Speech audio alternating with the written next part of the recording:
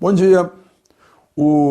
A indicação de Eduardo Bolsonaro, deputado federal por São Paulo, mais votado do Brasil, para embaixador nos Estados Unidos, ganhou um entusiástico apoio do presidente dos Estados Unidos, o presidente Trump, embora não se saiba exatamente se ele já recebeu o pedido de agrément do Itamaraty.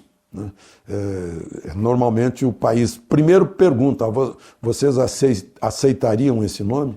Não sei se ele já viu, mas ele já ouviu falar e deu um apoio entusiasmado a isso. E parece que isso reforça a posição do indicado, lá no Senado, que o Senado vai ter que aprovar o nome dele. Tudo indica, antes mesmo desse apoio entusiasmado de Trump, já se notava que ele teria votos, sim, suficientes para ser aprovado. Então, até o presidente que indicou o próprio filho lava as mãos, o Senado aprovou, e o Trump quer. Então, a gente já vê um outro lado assim da possibilidade de uma nova fase de relações entre os dois países. Bom, uma outra questão que a gente vê aí parece que o presidente joga frases supostamente polêmicas, polêmica para quem qualifica de polêmica, não gosta dele e tal, não votou nele, e não quer que ele continue usando essas frases, afinal foi com essas frases que ele nos derrotou em outubro.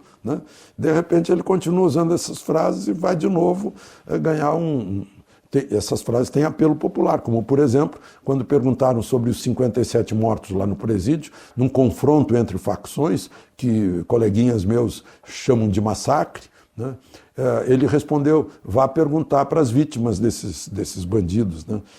Isso certamente tem o aplauso do povo e tem o horror da intelectualidade e tal. A outra questão aí é quanto a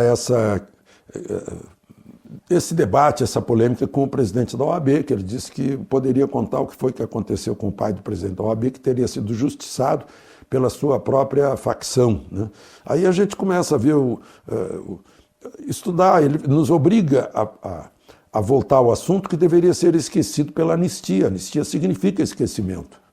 Mas a gente fala do assunto, aí a gente vê, a gente soma, teve 136 desaparecidos, entre os quais está o pai do presidente da OAB, teve 119 mortos pelas facções que tentaram derrubar o governo e implantar um regime comunista no Brasil, inclusive 43 civis e 3 moradores do Araguaia, e mais 219 mortos em confrontos durante esse período. Foi um período de 19 anos, dá um total aí de uma média anual de 25 mortos nesse confronto. Só para a gente lembrar que hoje, por ano, nós temos 65 mil homicídios dolosos. Mas, enfim, é um assunto que a gente deveria usar, mas não para exacerbar os ânimos no país, porque o objetivo da anistia foi a pacificação dos espíritos, porque os espíritos é que armam as mãos.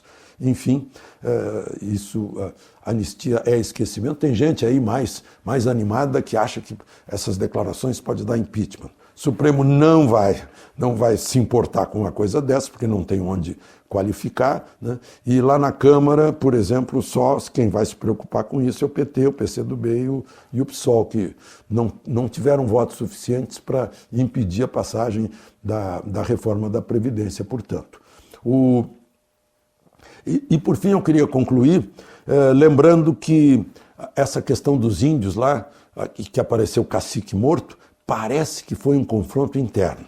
Ou o cacique queria e a aldeia não queria, ou a aldeia queria e o cacique não queria, algum tipo de negócio com a mineração, com garimpo, com garimpeiros. Talvez seja isso. E a propósito, aquele ouro que roubaram lá, quase 720 quilos de ouro que roubaram de Guarulhos, boa parte é numa mineradora canadense, que ela sozinha produz 22% do ouro produzido pelo Brasil.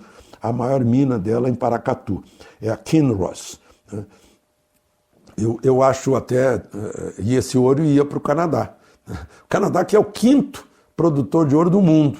Não sei porque ainda precisa do nosso ouro. Deve ter negócios melhores do que nós para o nosso próprio ouro.